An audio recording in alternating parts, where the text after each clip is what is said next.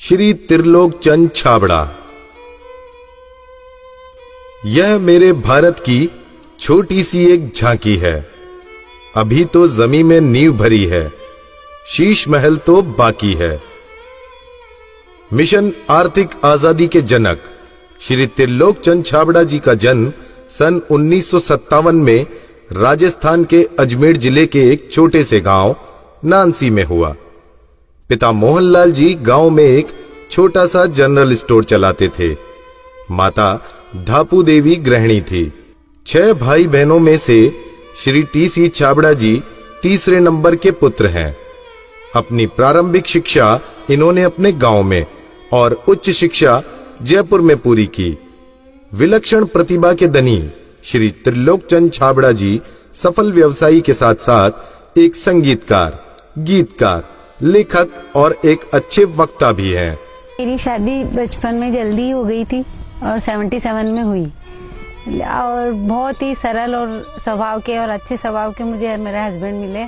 हम एक भिलवाड़ा आए और फिर 2000 में ये जो सिस्टम है आरसीएम चालू किया। आई वॉज 18 ईयर्स जब आरसीएम की शुरुआत हुई और हमारे सामने ये सब चीजें हो रही थी जब हम एजुकेशन में थे और हमारे पापा ने बिजनेस स्टार्ट किया था और वो शुरू से बहुत ही सिंपल पर्सन रहे, तो उनका जो स्टाइल ऑफ बिजनेस था वो भी बहुत सिंपल था।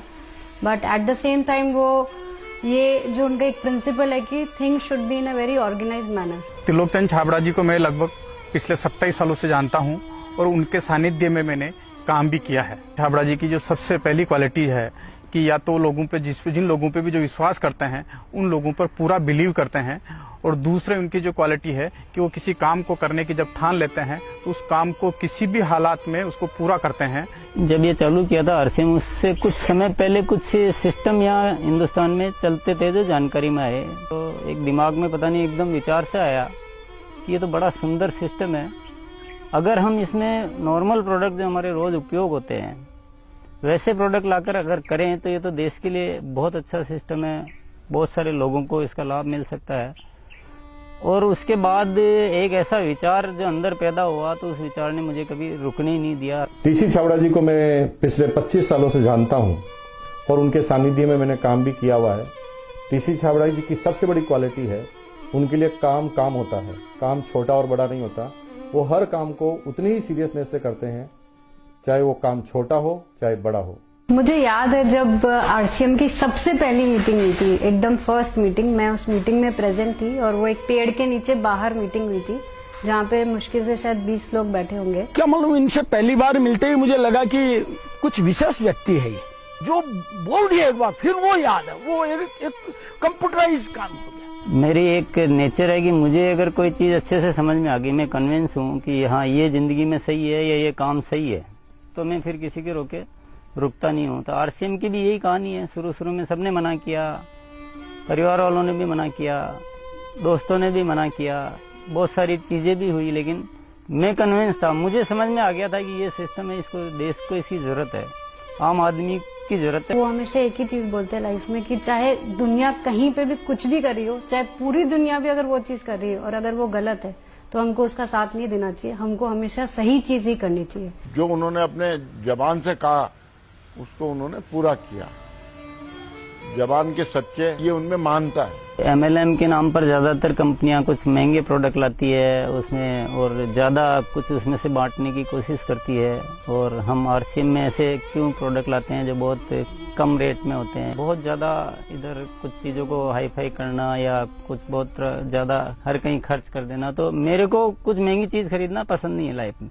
तो मेरे को जो पसंद नहीं है मैं बेच कैसे सकता हूँ। हमारे हिंदुस्तान का मिशन मंगल इसका एक बहुत बढ़िया उदाहरण है कि उन्होंने उस पर्टिकुलर बजट में उनको बनाने की सोचा तो उन्होंने वो चीज बनाकर दी। ये कोई भी वादा करते हैं वो पूरा करते हैं और इन्होंने जो सोच लिया कि मुझे ये काम करना है वो करके रहते हैं, और इन्होंने जो भी सोचा ईमानदारी से कर रहे हैं पूरा।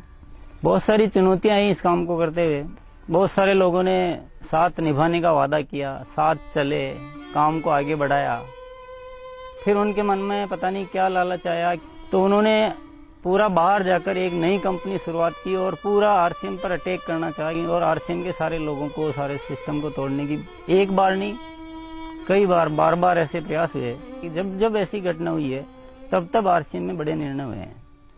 जो सामान्य गति से चल रहा था उसमें एक मजबूती आई, एक बड़े निर्णय लेने की ताकत आई कि अब तो इसको करके ही रहना है।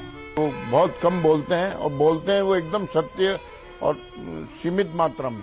डायरेक्ट सेलिंग सिस्टम में एक बहुत बड़ी बात सीखने को मिली कि लोगों को कभी भी आप ओवर कमिटमेंट मत करो। 2011 में जो हमारे साथ में ये गवर्नमेंट का हुआ, उसमें बहुत अलग हमारे पर इफेक्ट हुआ उस चीज का कि ये भी होता है क्या लाइफ में ऐसा। और वो ये जो एक फेज था वो बिल्कुल बहुत कठिनाई का दौर था, बहुत खराब स्थिति से हमें गुजरना पड़ा। मेरे परिवार पर संकट आए और परिवार से ज्यादा जो हमारे जो टीम है, हमारे जो इतना बड़ा हिंदुस्तान में परिवार बन चुका था, उसको सबको दिक्कतें आई।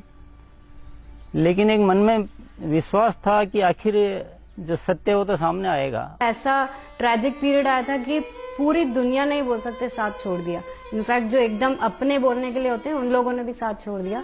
लेकिन पापा की वो जो हिम्मत थी, और जब भी हमने उसके बाद या उस दौरान जब भी हमको मौका मिला उनसे बात करने का, उन्होंने एक ही चीज बस हमको बोली थी कि सब कुछ ठीक होगा क्योंकि हमने कुछ गलत नहीं किया किसी के साथ। हमारे जो आरसीएम परिवार है उनका इतना विश्वास था कि उन्होंने 1 साल इंतजार किया और पूरा डटे रहे। और जब उनका इतना विश्वास था तो उस विश्वास में इतनी ताकत आ गई और ये सब चीजें, जो भी संकट का समय था वो निकला और अब सब चीजें धीरे धीरे अच्छी हो रही है। ऐसे साथी मुझे इस सिस्टम की वजह से मिले। आज इतनी बड़ी सेना कह सकते हैं, इतना बड़ा परिवार कह सकते हैं देश के कोने कोने में, और उसमें इतने जो संस्कार बने हैं, ये हमारे लिए एक बहुत खुशी की बात है। इतना बड़ा व्यापार उद्योग धंधा होने के बावजूद, इतनी बड़ा साम्राज्य होने के बाद भी उनमें तनिक भर भी अहंकार या पैसा होने का घमंड दिखलाई नहीं देता है। ये उनकी सादगी और उनकी महानता को दर्शाता है। मुझे मेरे फादर इन लॉ की एक क्वालिटी सबसे अच्छी लगती है कि वो आज इतना बड़ा बिजनेस करने के बावजूद भी वो इतने डाउन टू अर्थ है कि किसी को भी विश्वास नहीं होता जब मैं उन्हें उनकी बातें, उनके किस्से सुनाती हूँ। एक छोटी सी बात ले लीजिए, अगर हम जब भी खाना खाते हैं हम डाइनिंग टेबल में बैठ के खाते हैं, पर वो आज भी प्रेफर करते हैं कि हम जमीन पे उनके साथ बैठ के उनके साथ भोजन करें। त्रिलोकचंद जी छाबड़ा एक व्यक्ति नहीं, आंदोलन है। उनके जीवन में उन्होंने बहुत संघर्ष तो किया ही है, लेकिन सबसे बड़ी बात उनमें है सादगी और सच्चाई। आरसीएम की शुरुआत से ही मैं काम कर रहा हूं और जब आरसीएम बिजनेस की शुरुआत हुई थी तो टीसी छाबड़ा जी की एक सोच थी कि दुनिया में जो कंपनियां आती है मल्टी लेवल मार्केटिंग में, वो बड़ी बड़ी और महंगे महंगे प्रोडक्ट लेकर आती है। और टीसी छाबड़ा जी की सोच थी कि मैं एक ऐसी कंपनी की स्थापना करूं जो इस तरह के प्रोडक्ट बनाए जो इंडियन रेट में हो, इंडियन कल्चर में हो, इंडियन मेंटालिटी को सूट करते हो और आम आदमी उस बिजनेस को कर सके, आम आदमी अपने जीवन को बदल सके। 2016 में इसकी गाइडलाइन जारी की गई भारत सरकार द्वारा। उसके बाद से इसमें काफी स्पष्टता आ चुकी है। उसके बाद हमने पूरे सिस्टम सेट किए, हमने पूरे टेक्नीशियंस सेट किए, हमने लेबोरेटरी सेट की और इतना बड़ा सेटअप हो चुका है कि आज हमारे आरसीएम की प्रोडक्ट रेंज में करीब 400 प्रोडक्ट शामिल हो चुके हैं और आगे ये श्रृंखला चालू है। आरसीएम क्यों अपनी ओन मैन्युफैक्चरिंग इकाइयां स्थापित करता है या अपना सेटअप क्यों लगाता है, इसके पीछे जो मुख्य कारण है कि आरसीएम ने अपने प्रोडक्ट डेवलपमेंट में 4 कमिटमेंट कर रखे हैं कि ये चारों चीजें हमेशा रहेगी। पहली चीज है प्रोडक्ट उपयोगी होंगे, दूसरा स्वास्थ्य के लिए अच्छे होंगे, क्वालिटी नंबर 1 होगी और रेट बहुत रीजनेबल होगी। आरसीएम हमेशा उसके लिए कमिटेड है और इसीलिए इतनी सारी इकाइयां स्थापित की गई है और नए प्रोजेक्ट प्लानिंग में है। फर्स्ट ईयर था उस समय 21 करोड़ का टोटल टर्नओवर हुआ था और हाईएस्ट टर्नओवर जो है आरसीएम का वो 1750 करोड़ तक एक साल का हो चुका है। अच्छी बात ये कि हर साल 30% ग्रोथ हो रही है, इसलिए 5-6 सालों से मेंटेन ग्रोथ है। अपनी तरफ से पूरी कोशिश ये रहेगी कि कोई भी कमी किसी भी तरह की हमारी तरफ से नहीं रहेगी कि इस काम को एक बहुत ऊंचे मुकाम पर पहुंचाना है।